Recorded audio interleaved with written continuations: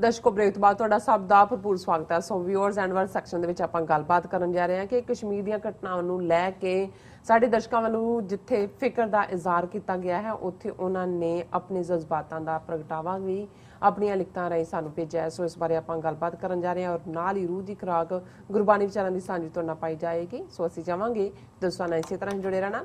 ਦੇਖਣ ਸੁਣਨ ਲਿਖਣ ਲਈ ਤੁਹਾਡਾ ਸਭ ਦਾ ਬਹੁਤ ਬਹੁਤ ਸ਼ੁਕਰੀਆ जी। डॉक्टर साहब की कहना चाहोगे? देखो इस तो पहला कि साडे व्यूअर्स ने कश्मीर वाले ये सारे वाक़या बारे की क्या कल असी महाराजा रणजीत सिंह जिन्हां दी 182वीं डैथ एनिवर्सरी सी उस दे उत्ते स्पैशल ट्रिब्यूट दिता है। साडे दर्शकों वालों उन्होंने काफ़ी पसंद किया गया और साडे वीर अजीम चीमा उन्होंने लिखा डियर डॉक्टर साहब मैडम राज कौर दे नाम ते एक पिंड दा नाम किला राज कौर तहसील कमो के डिस्ट्रिक्ट गुजरांवाला हुण भी है। सो बहुत बहुत शुक्रिया अजीम चीमा साहब क्योंकि राज कौर महाराजा रणजीत सिंह दे मदर सन माता सी और उन्होंने साड़ी जानकारी च वादा किया कि गुजरांवाले जिले की तहसील कमो के दे विच एक पिंड दा नाम जिहड़ा है किला राज कौर है। और इसी तरह सलीम भट्ट जी ने एक वाक़या याद करवाया और ज़ाहिर है कल क्योंकि वक्त होंदा तो मैं भी शेयर करना सी। हालांकि मैं दस्या भी वो किवें फ्रेंडली सन आम जनता दे नाल भी और उन्होंने सलीम भट्ट जी ने लिखा तेरी इक्को अख सुलखणी जेड़ी जिन्हें इन्होंने कुछ होर लफज लिखा वैसे जो असी पढ़िया जाए जिन्हें लखां तारे चुक चुक करन सलामा दो अखां वाले। और इहदा वाक़या दा पिछोकड़ ये है कि भाई किसी ने कहा भी कोई हिम्मत रखदा है कि महाराजा रणजीत सिंह नूं भरे दरबार च काना कह सके और साडे मिरासी वीर जिहड़े ब्लैसड ने मैं समझदा भी उन्हां च हाज़र जवाबी और मिरास का मतलब ही लैगेसी है लैगेसी दे वो सामण वाले भी ने। सो उन्हें नाल शर्त ला के पहुँच गया कि भाई तू जे कह दें वो पहुँच गए। उन्हें फिर दरबार च जिवें उन्हां दा अंदाज़ हुंदा वड्डिया के फिर उन्हें कहा भी तेरी इक्को अख सुलखणी जिन्हें लखां तारे झुक झुक करन सलामा दो अखां वाले। बाहर जाके जिन्होंने शर्त लाई सी उन्होंने कढ़ पैसे मैं कह के आया। सो हुण असीं इस सीरीयस टॉपिक वाल आंदे कि किवें भारतीय एजेंसियां दी खेड दोनों कौमां दे विच पाड़ा वधाण दे लई किवें आउट ऑफ प्रपोर्शन घटनाक्रम नूं जिहड़ा वो कश्मीर दा वरतिया गया। और इस दे उत्ते साडे व्यूअर मशहूद खान उन्होंने लिखा डॉक्टर साहब एंड माई यंगर सिस्टर नीलम साहिबा सलाम सत श्री अकाल। BJP's manifesto is to stage grotesque baseless dramas every day. They are trying to divert the attention of public from the bare realities of Kisan movement. Look at the drama of drones sent by Pakistan and look at their towering claims that India is a superpower. I think that the devil will be smiling at their false claims and rootless dramas. कि ये BJP का यही तौर तरीका है उन्होंने manifesto ये बने कि वो हर रोज़ आधारहीन ड्रामे करते हैं और वो अपनिया फेलियर्स तो भी जिहड़ा वो ध्यान डाइवर्ट करना चाहते हैं। किसान मूवमेंट का उन्होंने खास तौर पर जिक्र किया। फिर उन्होंने कहा देखो ड्रोन्स का ड्रामा कि पाकिस्तान तो आए भी एक पासे तुसी क्लेम सुपर पावर कर दो अपने आप नूं दूसरे पासे तुहाडी इन्नी वलरेबिलिटी है। इस तरह ख्वाजा हबीब जी ने सानू लिखा है BJP created an evil issue to destroy Kashmiri Sikh brotherhood. They are using a sensitive issue to spin around love jihad term. It will serve multiple benefits to BJP for UP elections. Unfortunately, Akali faction of Sikh community are happily playing in the hands of BJP. जिवें असीं एक segment जिहदे च भैन जी अमरजोत कौर होरां ने तो बड़ी detail च सारे कनैक्शन दस्से और यही ख्वाजा हबीब जी ने कहा कि भाई ये जिहड़ियां सांझां ने सिखां और कश्मीरियां दियां भाईचारक उन्होंने तोड़न लई है और इस सेंसिटिव इशू के उत्ते लव जिहाद का लेबल ला के इसनूं कर रहे हैं ताकि यूपी इलैक्शनस उन्होंने फायदा होए और ये अकाली भी इन्हों के नाल भाईवाल बने हुए हैं। और ये इस तरह खुर्शीद आलम जी ने लिखा है कि अभी समझ नहीं आती कि इंडिया से अजीब अजीब वर्ड्स कौन निकालता है, लव जिहाद ये क्या है। सो ये मार ने इस किस्म ਦੀਆਂ ਗੱਲਾਂ ਦੇ और ਜ਼ਾਹਰ है कि भी ਉਹ ਇਸ ਚੋਂ ਆਉਣ ਵਾਲੇ ਪੀਰੀਅਡ यूपी ਦੀਆਂ ਇਲੈਕਸ਼ਨਾਂ और नफरत और अपनियां फेलियर्स उस छुपाण दी लाइन है। शदाब अहमद उन्होंने लिखा, yes we understand Sirsa Sahib, Akali Dal, BJP, we know assembly elections of Punjab are coming now and I request Sikh Panth to take the notice against Sirsa, the way he used language against Muslims. More than 100 Kashmiri Muslim girls married non-Muslim men in recent time, but no Muslim leader cared. No. One Kashmiri Muslim girl married a Sikh man very recently, but no agitation, now no news, no headline. Sikh and Muslim sentiments have been exploited for long period of time by the selfish politicians. We, the common people, must not give importance to such irresponsible idiots. These people want to spoil our brotherhood, but we are also determined that no power on earth can undo our love and respect for each other. Shadab साहब बहुत शुक्रिया, ਤੁਸੀਂ ਇਸ ਗੱਲ ਨੂੰ ਸਮਝਿਆ ਵੀ ਹੈ और ਇਸ ਮਾਮਲੇ ਨੂੰ ਕਿਵੇਂ ਪੋਲੀਟੀਕਲੀ ਔਰ ਕਿਸ ਅੰਦਾਜ਼ ਦੇ ਵਿੱਚ ਪ੍ਰੋਪੇਗੇਟ ਕੀਤਾ ਗਿਆ, ਮਿਸ ਇਨਫੋਰਮੇਸ਼ਨ ਉਹਦੇ ਨਾਲ ਜੋੜੀ ਗਈ ਔਰ ਉਹਨੂੰ ਸਪਿਨ ਦਿੱਤੀ ਗਈ ਕਿ ਅਲਟੀਮੇਟਲੀ ਜਿਹੜਾ ਇਹ ਇੱਕ ਦੋਨਾਂ ਭਾਈਚਾਰਿਆਂ ਦੇ ਵਿੱਚ ਤਲਖੀ ਦਾ ਕਾਰਨ ਬਣੇ।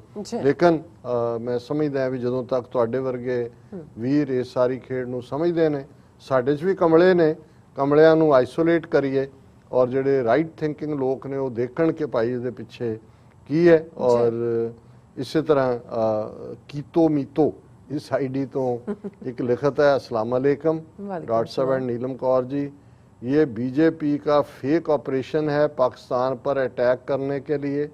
ग्राउंड भी तो बनाई है, जो करे ज़रा जल्दी करे इंडिया।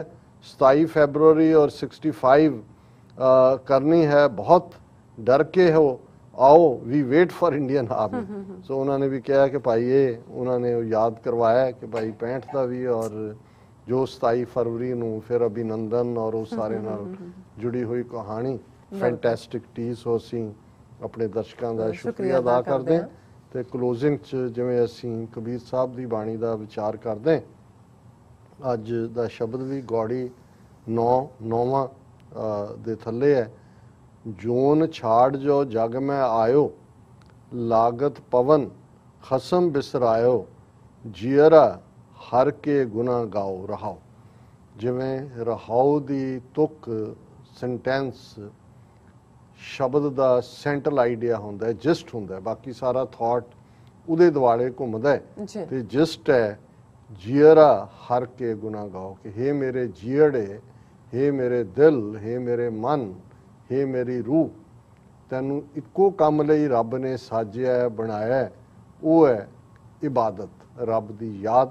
ਔਰ ਇਸ ਨੂੰ ਹੀ ਆਪਣੀ ਜ਼ਿੰਦਗੀ ਦਾ ਮੁੱਖ ਮਕਸਦ ਬਣਾ, ਆਧਾਰ ਬਣਾ ਔਰ ਉਸ ਦੀ ਸ਼ੁਰੂਆਤ ਜੋਨ ਛਾੜ ਜੋ ਜਗ ਮੈਂ ਆਇਓ, ਲਾਗਤ ਪਵਨ ਖਸਮ ਬਿਸਰਾਇਓ। ਹੁਣ ਜੋਨ ਕੀ ਹੈ? ਮਾਂ ਦਾ ਪੇਟ, ਯੂਟਰਸ, ਜਿਸ ਦੇ ਵਿੱਚ ਬੱਚਾ ਬੱਚੀ ਆਲਮੋਸਟ 9 ਮਹੀਨੇ ਐਵਰੇਜ, ਵੱਧ ਵੀ ਹੁੰਦਾ ਘੱਟ ਵੀ ਹੁੰਦਾ, ਉਹ ਨਿਵਾਸ ਪਾਉਂਦਾ ਹੈ।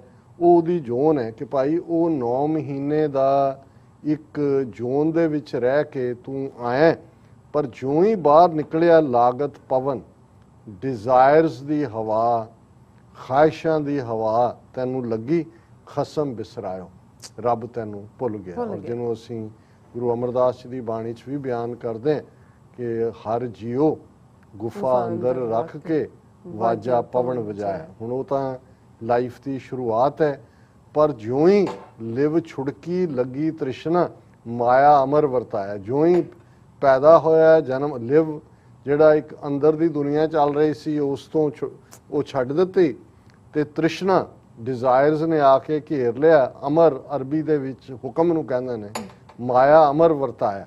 ਫਿਰ ਬਾਹਰਲੀ ਮਾਇਆ ਦਾ ਜਿਹੜਾ ਹੁਕਮ ਹੈ ਉਹ ਚੱਲਣ ਲੱਗ ਪਿਆ, ਜਿਹਨੂੰ ਕਬੀਰ ਸਾਹਿਬ ਨੇ ਫਰਮਾਇਆ ਲਾਗਤ ਪਵਨ, ਉਹੀ ਹਵਾ ਲੱਗੀ डिजायर्स दी, खसम बिसरायो, गर्भ जोन में उर्द तप करता, तो जठर अगन में रहता, 1,84 जोन भ्रम आयो, अब के छुटके ठौर न ठायो, कहो कबीर पज सारंग पानी, आवत दीसै जात ना जानी।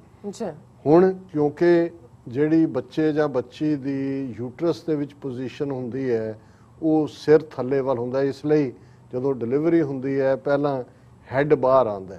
ਸੋ ਇਸ ਨੂੰ ਕਿਉਂਕਿ ਬਾਹਰ ਜਿਹੜੇ ਯੋਗ ਮਤ ਦੇ ਵਿੱਚ ਜਿਨ੍ਹਾਂ ਨੇ ਆਸਣ 84 ਆਸਣ ਬਣਾਏ ਤੇ ਸਿਰ ਥੱਲੇ ਤੇ ਲੱਤਾਂ ਉੱਤੇ, ਇਹ ਉਹਨਾਂ ਦਾ ਸ਼ੀਰਸ਼ ਆਸਨ ਹੈ। ਲੋਕਾਂ ਨੇ ਤਾਂ ਇਹ ਯੋਗੀਆਂ ਨੂੰ ਦੇਖਿਆ ਹੋਇਆ ਸੀ।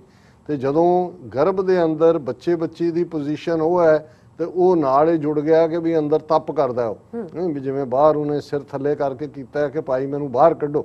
ਇਹ ਇੱਕ ਜਿਹੜਾ ਉਸ ਦੀ ਜਿਹੜੀ ਹੈ ਉਹ ਇੱਕ ਐਕਸਪਲੇਨੇਸ਼ਨ ਹੈ।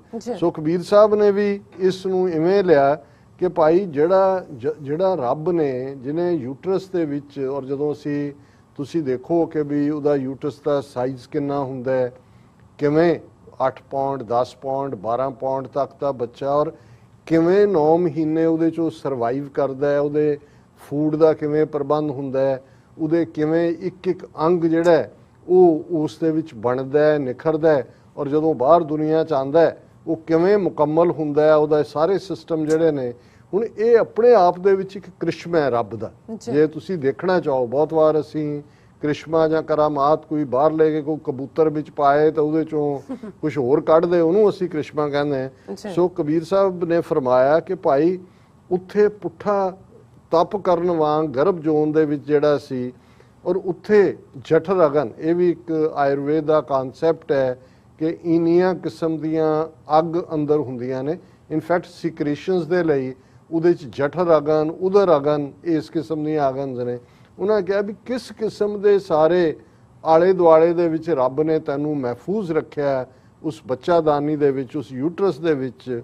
ਔਰ ਇਹ ਹਿਊਮਨ ਲਾਈਫ ਮਿਲਣ ਤੋਂ ਪਹਿਲਾਂ ਤੂੰ ਕਿੰਨੀਆਂ ਫਾਰਮਸ ਆਫ ਲਾਈਫ 'ਚ ਘੁੰਮਿਆ ਹੋਏਗਾ, ਕਿਉਂਕਿ ਹਿਊਮਨ ਜਿਹੜਾ ਕ੍ਰੀਏਸ਼ਨ ਹੈ ਉਹ ਸਭ ਤੋਂ ਉੱਪਰ ਹੈ। 1,84 ਜੋਨ ਭ੍ਰਮ ਆਇਓ, ਅਬ ਕੇ ਛੁਟਕੇ ਠੌਰ ਨਾ ਠਾਇਓ। ਪਹਿਲੀਆਂ ਚੋਂ ਤਾਂ ਨਿਕਲ ਕੇ ਤੂੰ ਬੰਦਾ ਬਣਿਆ, ਇਸ ਸੁਪਰੀਮ ਕ੍ਰੀਏਸ਼ਨ ਤੋਂ ਬਾਅਦ ਤੇਰੇ ਕੋਲ ਹੋਰ ਕਿਹੜੀ ਜੋਨ ਬਚੀ ਹੈ। ਸੋ ਇਹੀ ਤੇਰੇ ਲਈ ਇੱਕ ਆਬਜੈਕਟਿਵ ਹੈ ਆਪਣੀ ਜ਼ਿੰਦਗੀ ਦਾ ਕਿ ਇਸ ਲਾਈਫ ਨੂੰ ਬਾ ਮਕਸਦ ਬਣਾ।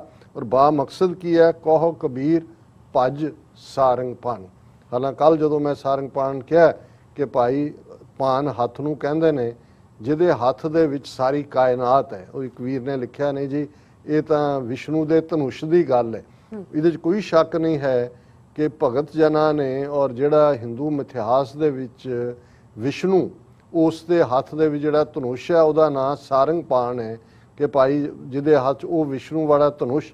ਪਰ ਉਹਨਾਂ ਸਿੰਬਲਸ ਲਫ਼ਜ਼ਾਂ ਨੂੰ ਗੁਰਬਾਣੀ ਨੇ ਇਸਤੇਮਾਲ ਕੀਤਾ ਰੱਬ ਦੇ ਲਈ। ਹੁਣ ਇਹੀ ਇੱਥੇ ਜੇ ਸਾਰੰਗ ਪਾਣ ਹੈ ਤੇ ਜਦੋਂ ਅਸੀਂ ਸਵਈਆ ਪੜ੍ਹਦੇ ਹਾਂ ਕਿ ਭਾਈ ਕਿ ਮੈਂ ਤੇਰੇ ਉਹ ਵਾਹਿਗੁਰੂ ਅਸ ਜਿਹਦੇ ਹੱਥ 'ਚ ਹੈ ਕਿ ਬਈ ਮੈਂ ਨਾ ਕਹੋ ਸਭ ਤੋਹੇ ਬਖਾਨੇ ਹੋ, ਕਿ ਉਹ ਵਾਹਿਗੁਰੂ ਜਿਹਦੇ ਹੱਥ 'ਚ ਤਲਵਾਰ ਹੈ। ਹੁਣ ਇਹ ਵੀ ਕਾਇਨਾਤ ਨੂੰ ਚਲਾਉਣ ਵਾਲਾ ਧਨੁਸ਼ ਫੜੇ, ਤਲਵਾਰ ਫੜੇ, ਇਹ ਵਿਸ਼ਨੂੰ ਨਹੀਂ ਹੈ। ਕਬੀਰ ਸਾਹਿਬ ਨੇ ਕਿਹਾ ਭਾਈ ਜਿਹਦੇ ਹੱਥ ਦੇ ਵਿੱਚ ਸਾਰੀ ਕਾਇਨਾਤ ਹੈ, ਆਵਤ ਦੀਸੈ ਜਾਤ ਨਾ ਜਾਨੀ। ਔਰ ਇਸ ਗੱਲ ਦਾ ਧਿਆਨ ਰਹੇ ਕਿ ਭਾਈ ਇਹ ਅਲਟੀਮੇਟਲੀ ਸਾਨੂੰ ਜ਼ਿੰਦਗੀ ਮਿਲੀ ਹੈ, ਇਹ ਆਈ ਤਾਂ ਸਾਨੂੰ ਨਜ਼ਰ ਆਉਂਦੀ ਹੈ, ਪਰ ਕਿਵੇਂ ਛਿਨ ਪਲ ਦੇ ਵਿੱਚ ਅਖੀਰਲਾ ਸਾਹ ਘੋਰੜੂ ਵੱਜ ਜਾਣਾ ਉਹ ਸਾਨੂੰ ਪਤਾ ਨਹੀਂ ਹੈ। ਔਰ ਜਿਹੜੀ ਬਿਗਨਿੰਗ ਸੀ, ਜੀਅਰਾ ਹਰ ਕੇ ਗੁਨਾ ਗਾਓ ਕਿ ਹੇ ਮੇਰੇ ਦਿਲ ਉਸ ਵਾਹਿਗੁਰੂ ਦੇ ਗੁਣ ਗਾਇਨ ਕਰ। ਜੀ ਤੁਹਾਡਾ ਬਹੁਤ ਬਹੁਤ ਸ਼ੁਕਰੀਆ। ਤੁਸੀਂ ਅੱਜ ਦੇ ਅਹਿਮ ਇਸ਼ੂ ਚ ਅੱਜ ਦਾ ਵਿਚਾਰ ਸਾਡੇ ਦਰਸ਼ਕਾਂ ਨਾਲ ਸਾਂਝਾ ਕੀਤਾ। ਸੋ ਇਸ ਨਾਲ ਆਪਣੇ ਵਿਊਅਰਸ ਕੋਲ ਨੇ ਇਜਾਜ਼ਤ। ਵਿਊਅਰਸ, ਸਾਡੇ ਪ੍ਰੋਗਰਾਮ ਦਾ ਸਮਾਂ ਇੱਥੇ ਸਮਾਪਤ ਹੁੰਦਾ। ਤੁਸੀਂ ਆਪਣੀ ਰਾਏ ਤੇ ਸੁਝਾਅ ਸਾਨੂੰ ਭੇਜਣਾ ਭੁੱਲਣਾ ਸਾਡੇ ਇਸ ਪਤੇ ਤੇ SOS@TV84.TV ਤੇ ਅਸੀਂ ਆਪਣਾ ਪ੍ਰੋਗਰਾਮ ਲੈ ਕੇ ਫਿਰ ਦੁਬਾਰਾ ਤੁਹਾਡੇ ਰੂਬਰੂ ਹੋਵਾਂਗੇ। ਤਦ ਤੱਕ ਲਈ ਮੈਨੂੰ ਤੇ ਆਪਣਾ ਸੁਣਾ ਗਿਆ ਦੋ ਦੇਖਦੇ ਰਹੋ TV84। ਬੁਲਾ ਦਿਓ ਫਤਿਹ। ਵਾਹਿਗੁਰੂ ਜੀ ਕਾ ਖਾਲਸਾ, ਵਾਹਿਗੁਰੂ ਜੀ ਕੀ ਫਤਿਹ। ਰੱਬ ਰਾਖਾ।